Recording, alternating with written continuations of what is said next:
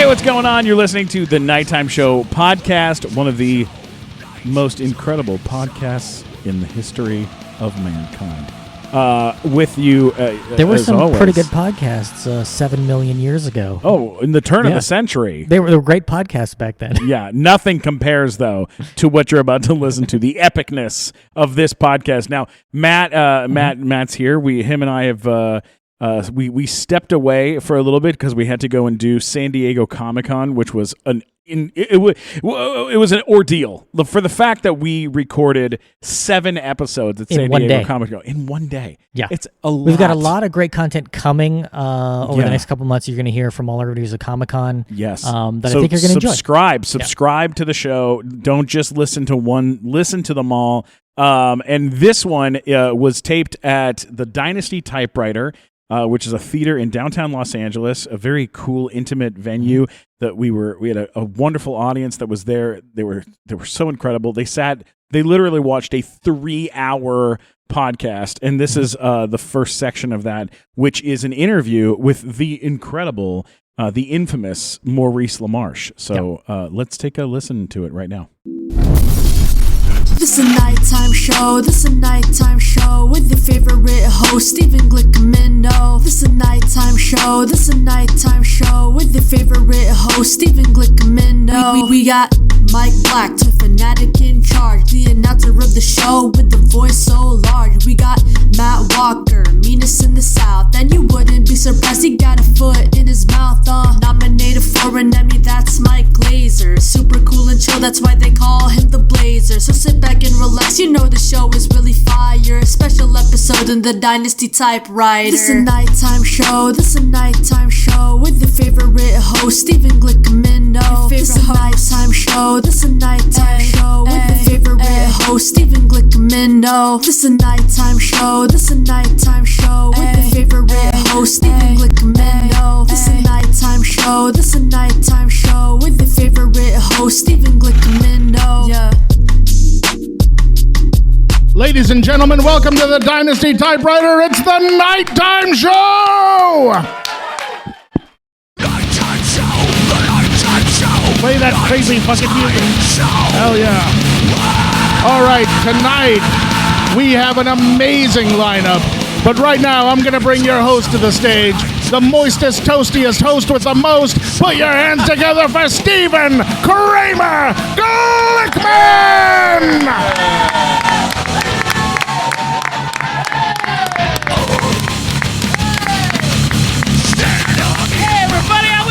Everybody, how we doing?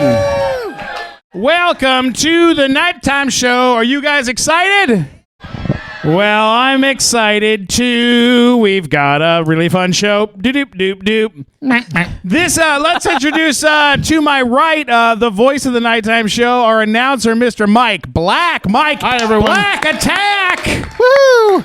The Mike Black Attack. And then to his right, the meanest redheaded bitch since Annie stabbed that dog to death. It deserved it. Yeah. Matt Walker, everybody. Yeah. Matt Walker. And then to my left, we just went on a trip to San Diego. Wait, there's more? Yeah. To my left, we just went to San Diego on a little trip and performed for a bunch of 16-year-olds. It was super fucking weird. Ladies and gentlemen, Emmy-nominated Mike Glazer. What's up? My number one IMDb credit is performed for 16-year-olds. Yeah, I think so. I don't know. Awesome. Yeah, that was weird, huh? That was a weird show. And they put performed in quotation marks. Oh, yeah. Performed. For 16-year-olds. That was weird, huh? Those kids and the weirdness. Without MTV cameras there, I did not feel like I belonged. Yeah, it was weird, man. Kids are weird. What's the matter with kids today? What's the matter with kids today? We've got an amazing show for you tonight. The Nighttime Show, here's what it is for those of you who don't know.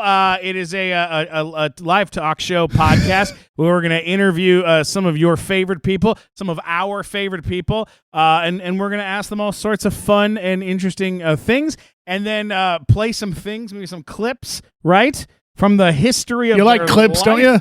You guys like them clips? And then we're going to do a Q&A And Mike Glazer's going to have this microphone. He's going to run around, take questions from y'all in the audience. How's that sound? So you can ask that burning question you've always had for you know who. I don't know. All right, but Glazer, why don't you get the fuck out of here? Yeah, get the fuck out of here, Glazer. Give Mike Glazer another round of applause. Woo! He tried really hard today. He really did. Let's bring up our first guest. Are we? Well, wait. What do we got? Oh yeah. Okay. All right. Are you sure? Yeah. No, I'm ready. You work here, right? Yes. All right. Go Okay. for it. Ladies and gentlemen, our first guest is a legendary voiceover artist who's worked on Futurama, Rick and Morty, The Simpsons, Adventure Time. He was Dr. Egon Spengler on The Real Ghostbusters, but he's most known for being the brain on Pinky and the Brain. Ladies and gentlemen, put your hands together for Maurice LaMarche! DJ, what do you want to do tonight? The same thing we do every night, Pinky. Try to take over the world. The Pinky and the Brain, yes, Pinky and the Brain. One is a genius, the other's insane. They're laboratory mice, their genes have been spiced. They're Pinky, Damn, I thought there was a prize if we could knock down 2 bombs. Nice to see you, Maurice see you, LaMarche, Stephen. everybody. Thank you. Let him hear it. He's a piece of your life. Thank you. Maurice LaMarche. Mike, Matt, good to see you both as Great well. to see you. Nice So to be wonderful. back. Nice to see you not in an airport in Orlando, Florida. Yes. Last time I saw you. Yes, but here, where I'm not going to be taking off into the wild blue yonder, gambling with my life. How do you like doing those the things in the cons? Do you like going to the Comic Cons and the signing the autographs? Yeah, and I the do. things? You know, I can I take Yeah, this take out? that out. Sure. Take it out. Yeah. God. Can I just undo my Yeah, pants? undo your pants. Let me undo You the want me to- pants. I can undo them. Hang for on you. one second. No, I'm getting myself really comfortable. I thought you were gonna do because one of I'm the like burps. a dad now. I I'm thought like you a were gonna- granddad. I'm like a granddad. Actually, my son. I don't know if he'll ever give me children or not, but I don't have any grandchildren that I know of. I thought you were going to do one of your world famous burps. You've I'm working on the fart now. Burping Okay. I've got down pat. yeah. Now I'm trying to be as good as Dave Coulier at the farts. He's a master fake farter. You have been a professional burper, though. You have burped. I've been paid to burp. You've been paid to burp. Indeed. Burping has brought residual checks to my house. Get the hell out of here. Are I you was serious? amazed. The first year that Elf went on home video, I got $1,000. I got $1,000 in March, and it went on home video for Christmas of that year. And I was like, I got $1,000 for going.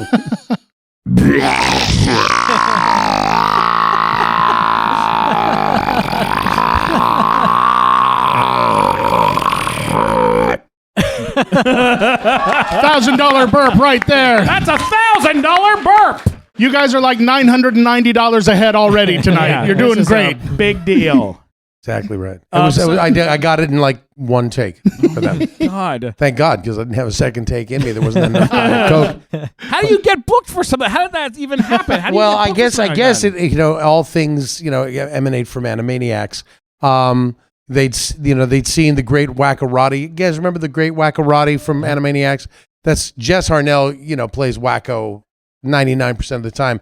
But those concerts at the Cartoon Hollywood Bowl where Wacko belches the Blue Danube, that was me. And we we belched the tune, and then we sampled belches for little extra flourishes. And that's not actually a real belch. That's what I call my patented syntho belch. I've been doing that since the 6th grade. Oh my God. Yeah, one day I just decided to play around with, sounds, and, that came out. And what it was I actually...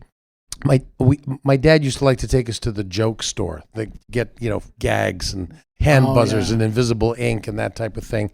I love that stuff. So, being a divorced dad, he took me anywhere I wanted to go. Right. And, just to assuage the guilt. And I got a plastic vomit, and I thought, I'm going to bring this to school, and I'm going to pretend to throw up, and it's going to be hilarious. And so I folded up the plastic vomit, and I thought, as I was going to do it, I thought, I need a sound effect for this. I've already started heaving my shoulders, though, and the teacher's looking at me.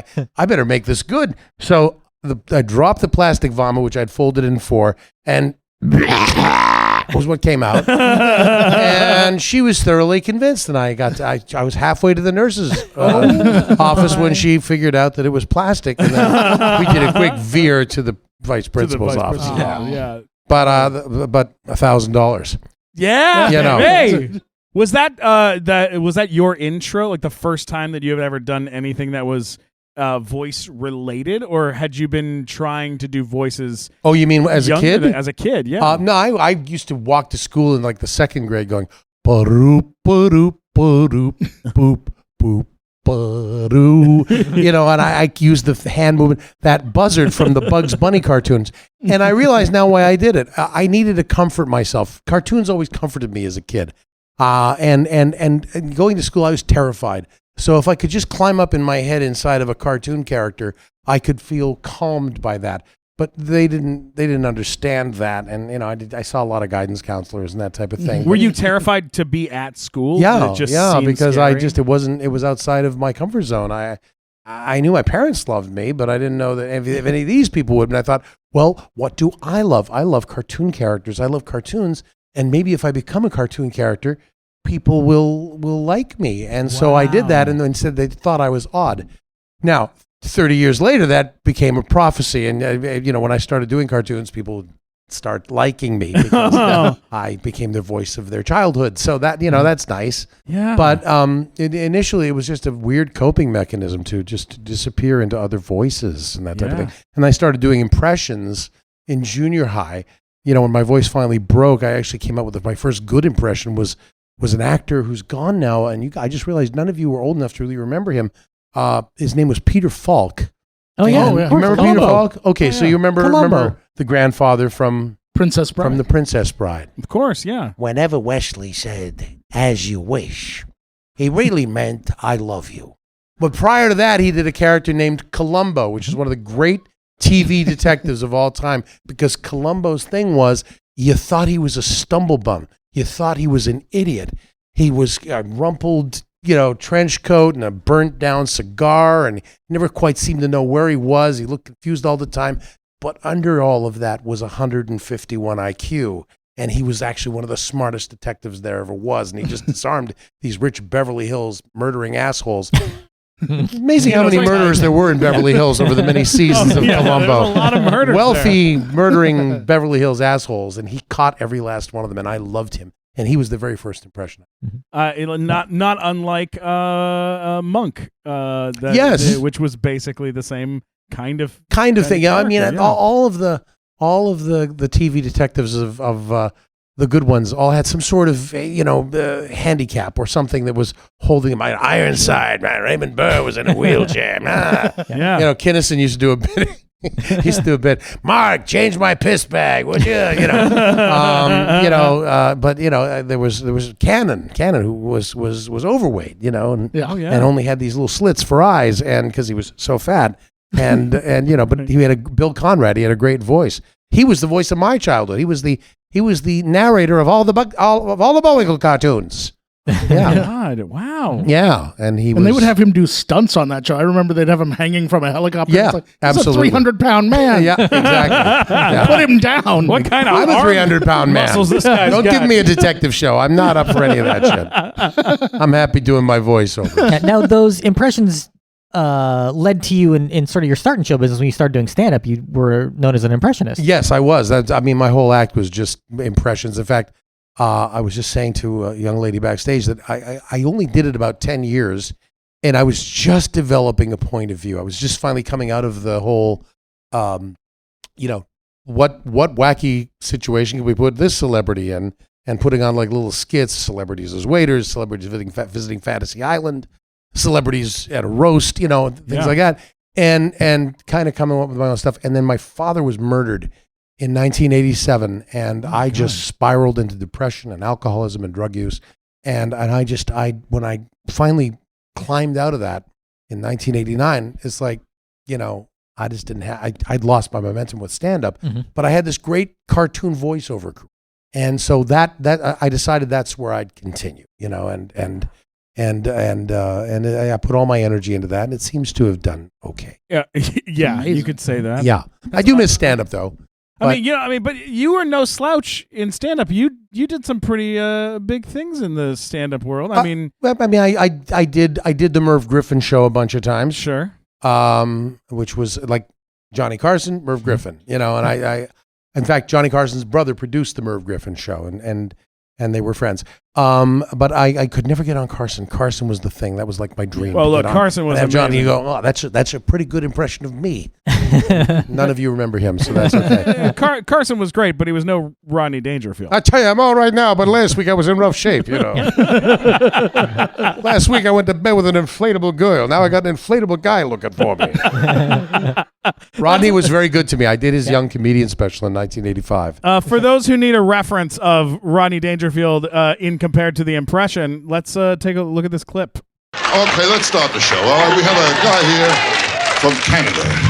Canada, oh, Canada's here. Good. Later on, I'll make you feel at home. I'll chop a tree. Anyway, right now, say hello to Maurice LaMarche. Okay, Maurice, here we go. Okay. Thank you very much. Thank you, Rodney. All right. Thank you. Well, that's great. I am an impressionist, and people ask me, how did you get started doing impressions? I really had to watch a lot of television when I was a kid, and I cut my impressionist's teeth on Saturday morning TV. Natasha, we must get Moose and Squirrel. Yes, Boris, darling. Fluffer and Fluckatash. Oh, by George, Quincy Magoo, you've done it again. Oh, Phineas J. Whoopi, you're the greatest. Come along, Chumley. The G, Tennessee. Okay, Fred. Come on, Betty. Come on, Bam Bam. Kaku, baku, buka. Bam, bam, bam, bam. Gosh, Yogi, I don't think the Ranger's gonna like this. Well, fuck the Ranger, boo-boo. I'm smarter than the average pen, yeah. Come on! Come on! Come on! That's amazing. Cute, wasn't I? You're so Isn't wonderful. it amazing that could turn into this? Because I never gave up on the idea that I could eat anything I wanted. And when you're 27, yeah, it all goes in and it's fine. But I just kept eating like that. But it's really crazy. I was just having a talk with somebody about like weight, about like losing weight and getting fat. And one of the things that's so funny about getting larger as a man, right, is if you work in the business, but you don't need to be a thin, svelte guy, right? Then you can kind of you can turn into what you can do whatever you want. Like when I was doing the Nickelodeon kid show, right, I started getting bigger and bigger and bigger, but it didn't make any difference to me because they were buying all my clothes for me. Right. So I'd show up. Well, there's so much food. Yeah, there's so much food. There's also so much set. food in show business. Oh my God. There's craft service tables and cafeterias with free food. That's how you can tell, looking at this table, which is the least successful member of this podcast right here. You're skinny. They're not feeding you, Matt. They must feed you. Son of a bitch. No, I'll tell you, it's true. And every hefty 60-year-old has a picture of him from 30 years ago that looks like that. I never understood this about my dad's friends, all these, old big guys. But yeah, I mean, this is it. Metabolisms change and you learn to accept that you can't have sugar or bread. Did you take your time as hedonism bought to heart and that's how you're living your life now? Yeah. You know what? I was fascinating to hear that from me because I haven't seen that clip in forever. I've lost all my high end. I could not do Pebbles Flintstone if I tried. Yeah. I don't have that. It's gone.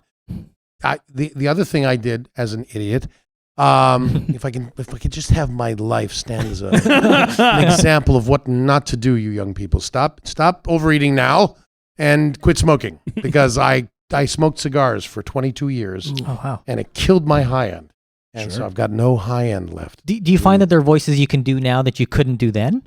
Orson Welles.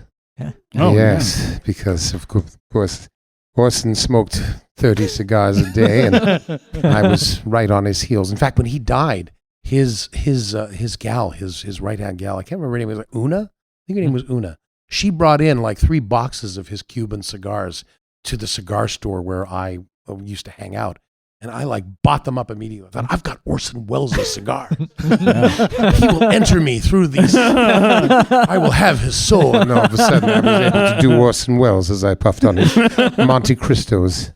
You didn't tell the lady at the cigar shop that, did you? Yes, I'm going to suck your dead boyfriend into my soul. When you were auditioning for The Brain and Pinky and the Brain for Animaniacs, right? Did you know right away that that's what you were going to do? That's the voice that you were going to go with? Because Stephen, I had the hubris to think they'd created the character for me. Oh yeah. I looked at The Brain and thought, oh, they've drawn an Orson Welles lab mouse just for me because they know I do Orson Welles. And this was not what they had in mind at all. He was actually a caricature of a guy in the office, a staff writer named Tom Minton.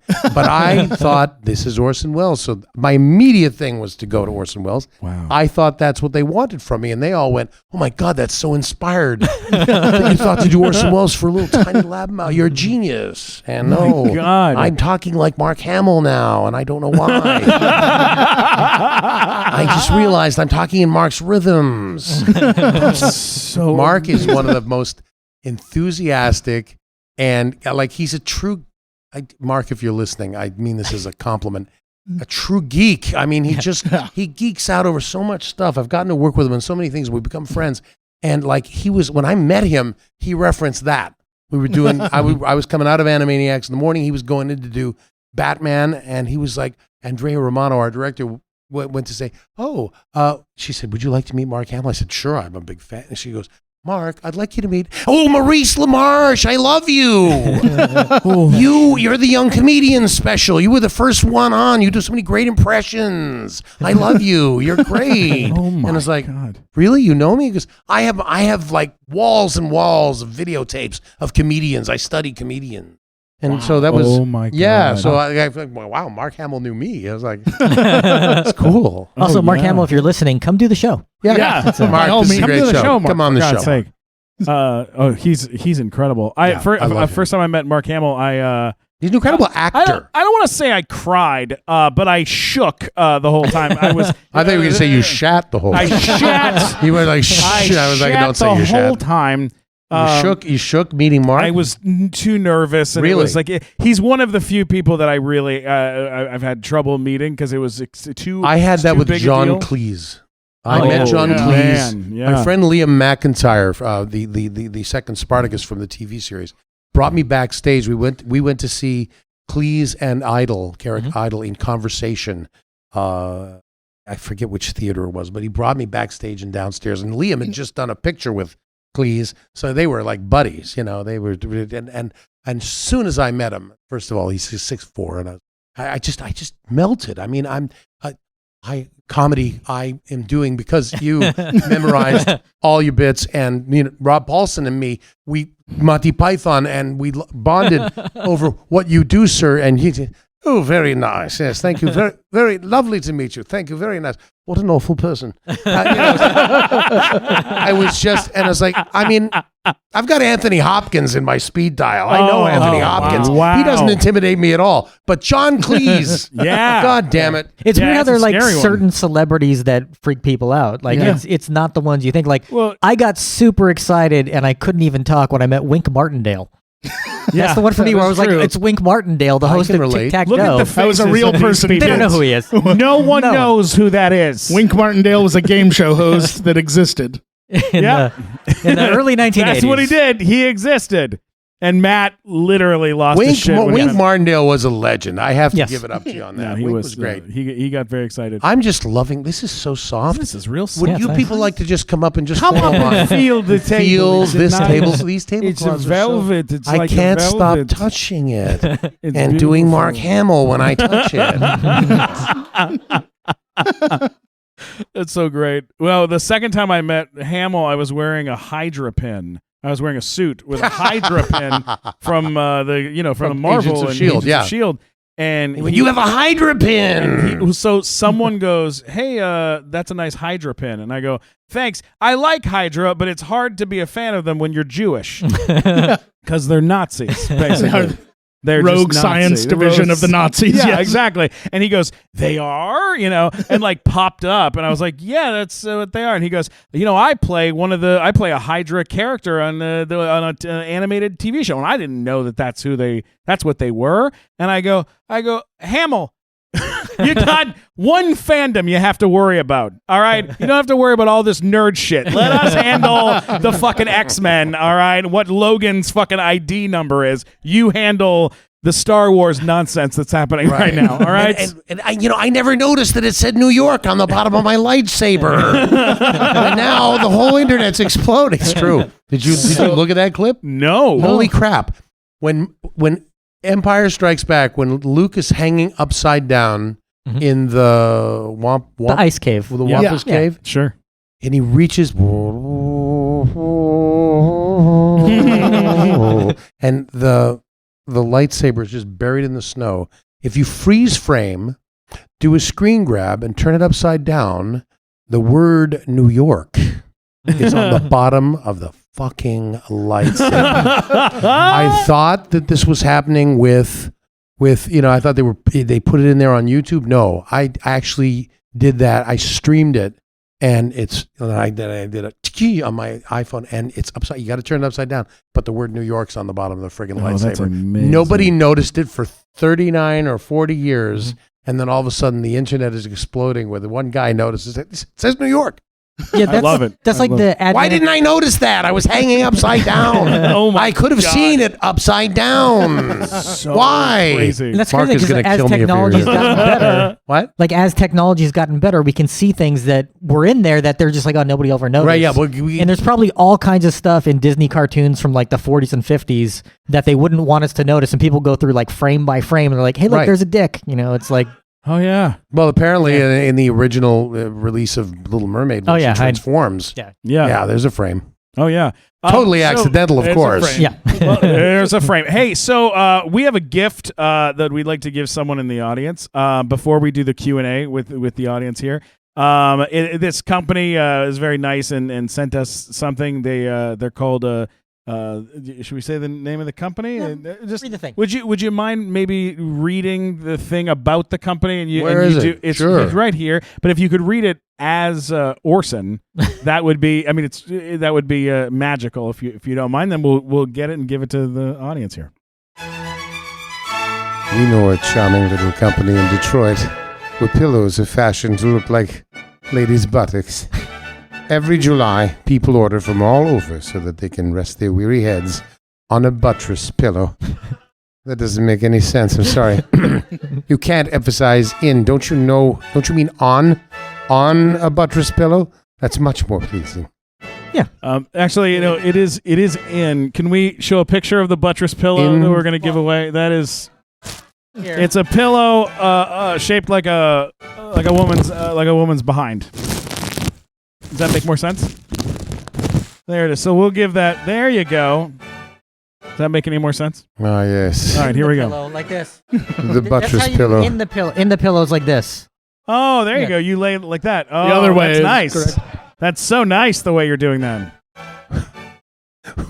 We know Let's bring that on a plane to Orlando. We know a lady in Detroit whose behind is celebrated for its excellence. The new buttress pillow is inspired by that same excellence. The name might be tough on the ear, but it's quite soft on the tongue. The buttress pillow. Yes! Thank you. Maurice LaMarche, let him hear it! on! What are you kidding me? It's so amazing. Who gets the buttress pillow, Stephen? We Who gets the rewrote pillow, that Steven? for an hour and a half this afternoon. It's got to be just right. It's got to be just right. Let's take some Mike Glazer. Where are you? Mike the best- Glazer. Right next to you. Right I snuck out earlier. Mike Glazer. Emmy nominated Mike Glazer. Emmy You got some nominated. hands Are you raising up. nominated Anybody this have a year, question? Mike? Yesterday, last year. Last year. But this year, I booked my first national Dunkin' Donuts commercial, so that's Excellent. Oh, yeah, baby. Do you have a question? Right there? All right, let me come So around. best question will get the buttress pillow. There That's we what go. we'll do. Best perfect. question gets the Who buttress decides who's got the pillow. best question? I do. Okay. Yeah. I don't want to be the guy. Hey, Matt, before we continue the show, here's something really cool I just wanted to chat with you about. Yo Shirt YoShirt is back and they're killing it. As you know, I'm such a huge fan of this company.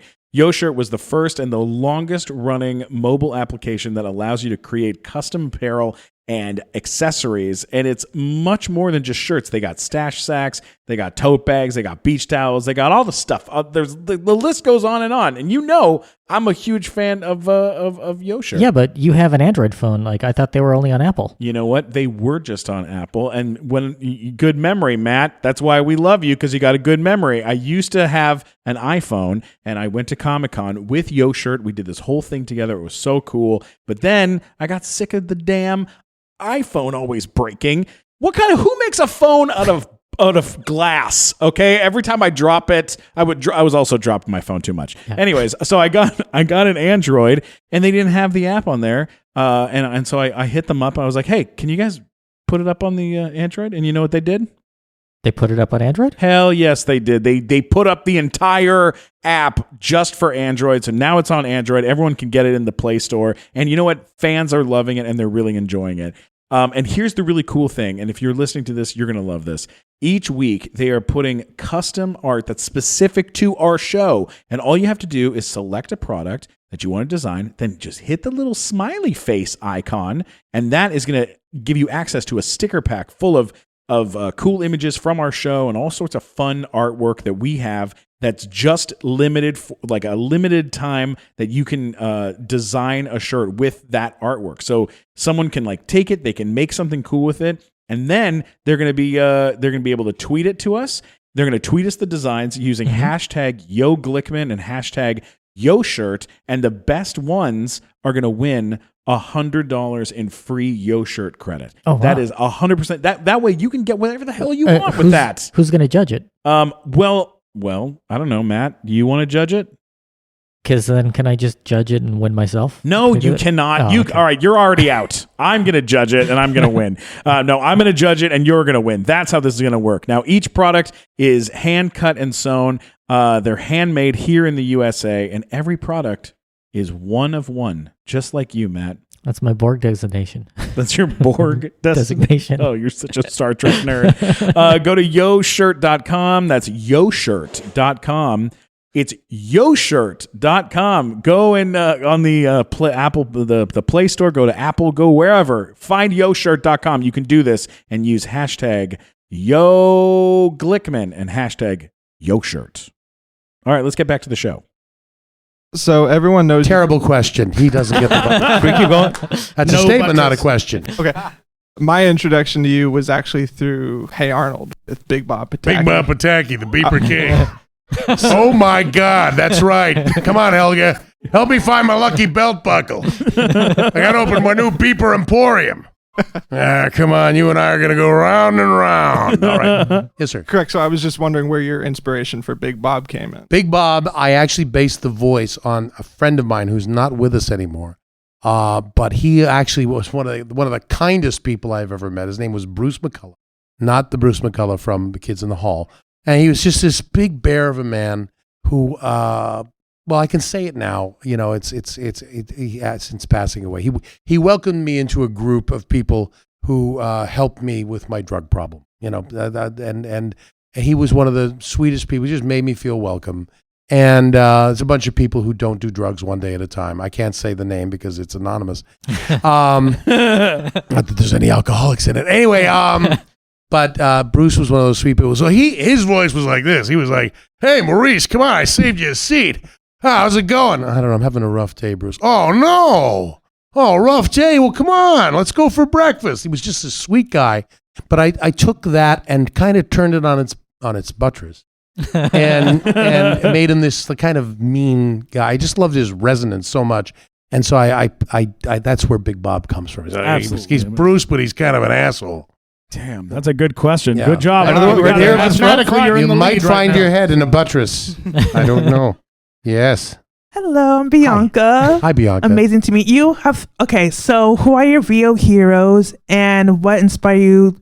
And is there a cartoon character that you wish you lend your voice? Sure. Okay, my VO heroes are just about everybody who isn't me. I mean, I'm in awe of Eric Bauza, he's like he reminds me so much of myself. He's from Toronto, and he's got an incredible ear, and he can make his voice do anything. But he's like he's much younger than I am. He's taking all my work. That's okay because he's nice and he's Canadian. Okay. But I love Eric Bauza. I mean, my ultimate hero, long lost, Mel Blanc, obviously, also Dawes Butler, living Frank Welker, who has the most credits on the IMDb in the world and was my mentor. I mean, my very first U.S. job. Megatron, correct? Exactly. Oh, yeah. But I did a couple of Canadian specials, but really my first work was Inspector Gadget. Mm-hmm. And Frank was Dr. Claw, and he basically, on the 26 episodes we did in the second season, I played the chief. I was the chief on Inspector Gadget, and he showed me everything. It was like an intensive sitting next to Frank. He showed me mic technique. He showed me page technique. He showed me how to do a character physicalizing without making any noise that would distract, from the read. I mean, he was just amazing, and I'd known him for a year before I got to work with him. He and I had a mutual friend in Howie Mandel. And so, we would hang out and he would say, you should do voiceover. I was like, I know it's a tough nut to crack. I'm going to start talking you up. And sure enough, when I started auditioning, people like Ginny McSwain said, oh yeah, you're the guy Frank Welker's been telling us about. So really, Frank, huge hero of mine. Billy West, I just think he's amazing. He's the guy that I go, when you play tennis with somebody better than you, your game comes up. And that's the way I feel about Billy West. Is like, let me in a room with Billy West, and my game will come up to where he is. He's just a genius. So those are some of my heroes and characters I'd love to take a whack at. I've told this story a few times. I had a chance to read for the Joker when they retooled Batman for his year one. Was a show called The Batman, and I really went to this kind of Hannibal Lecter-y kind of place because they said we want to go away from the Mark Hamill thing. This is a reinvention. So I really tried to do a kind of almost Lecter-like thing with it, and I didn't get it. Kevin Michael Richardson got it, and it was the right choice because physicalization of the character, they drew him very big and brawny, a brawny Joker. But I always wanted to do that, so I used that voice for Calendar Man in, if any of you are gamers, Arkham City. So that's the voice. If you want to know what I did for Joker, it was like Calendar Man, except with a little bit more humor in it. And you know that on every holiday, you can go visit your cell in the game. Absolutely. And he'll tell a different holiday story of murder. Cheery. Wow. Pretty cool. No, it's a creepy friggin' character. And you can only play him on holidays. So if you play Arkham City on Valentine's Day, Batman will visit him and he'll describe a Valentine's murder because his whole thing was killing. God. It was a creepy friggin' thing to have to play. I went into the darkest recesses of my soul, and then I wanted to shower when I was done. Oh my! Well, imagine how I felt playing it. At least I got it all done in one recording session. You had me for a year in yours. All right, we got to choose between these two. No. Wait, do we have one more? We had one more. If you want to make it a 3. All right, take the last one. It was your hand almost went up. Do you actually? Yeah. Okay. She's got a question, folks. It's 2 parts. One, how do you stay inspired? And if the buttress had a voice, what would it be? Oh, coming in hot. Great question. Wow. Jesus Christ. How do I stay inspired? I mean, I just, I'm inspired by the buttress right now. No, what I do is, my thing is that I'm just always excited about the next thing to come along and who I get to work with. Like right now, I'm working on a show with my friend Rob Paulson that I've signed an NDA on, so I can't tell you what it is. Pinky of Pinky and the Brain. Yes, he is Pinky of Pinky and the Brain. Yeah. Yes. And many other things. And many others. But he and I are working on a couple of things right now. One of them I can tell you about is the 5th iteration of Teenage Mutant Ninja Turtles, where we're both playing villains, and this time I'm the stupid one and he's the smart one. Whoa! But I mean, just knowing I get to work with these people, and the idea that I'm creating or helping to create something that brings happiness to people's mornings or Saturday mornings. I just, I do these Comic-Cons and I find out the impact the show has had on people, whether it's Pinky and the Brain or Futurama or whatever. People have said to me, once a weekend, and I go and do all of these about 10 weekends a year, at least once a weekend, someone says, your show got me through, my dad's chemotherapy. We'd watch while he was getting his chemotherapy, or I almost committed suicide. I've had a couple of people say this. I was ready to do it, but I went home and the show was on the air. I sat down and the show made me laugh. And that laughter was enough to lift me out of the doldrums so that I didn't follow through, because the thing is, suicide is a permanent solution to a temporary problem, it's just, if you could just not do it and talk to somebody or get yourself directed some other way, and so if I've had any part in that makes that inspires me. And I'll just follow that with voicing the buttress pillow. Yeah, good God. How you doing? I'm the buttress pillow. Yeah, I know I look like a lady, but I'm all bad here. I'm just a big butt. Come on, you want to put your head in me? Sure. Yeah. We can go all Orson Welles in our advertising, but we know what we're really all about. That's a guy that does Pilates. That's what. That's right. I do Pilates. Ladies and gentlemen, give it up for Maurice LaMarche. Thank you. That was great. Enjoy your buttress pillow. Get it going. Maurice LaMarche, let him hear it, everybody. Wow. Oh, he's so amazing, Matt. It's fascinating to listen to that.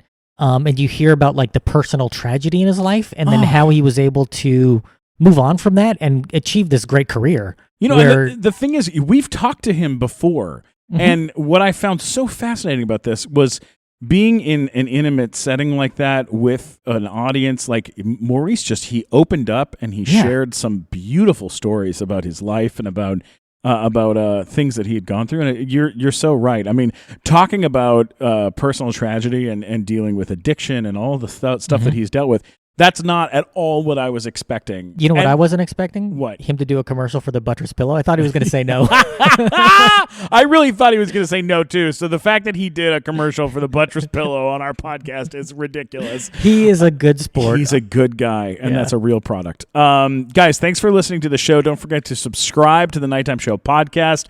You can follow Maurice LaMarche on Twitter and Instagram, places like that. He's there. He's tweeting. He's posting. Just look up at Maurice LaMarche. Yes. And the spelling's in the description of the show. You can, if you want to follow Mike Glazer, who was asking the questions in the audience, Emmy-nominated Mike Glazer. You can get him at Glazer Boo-Hoo-Hoo on social media. Mike Black Attack is Mike Black, our announcer. You can get him, Mike Black Attack, on all social. Matt Walker here, of course. I've got links to everything at funnymatt.com, or if you were upset by any of my questions, let me know at mattwalkersucks.com. Yes, and people do. And you can always get me at Stephen Glickman, S-T-E-P-H-E-N, Glickman, on Twitter, Instagram, YouTube, Facebook, Snapchat, all the LinkedIn, wherever you want. Thanks for listening to the show, and don't forget to subscribe.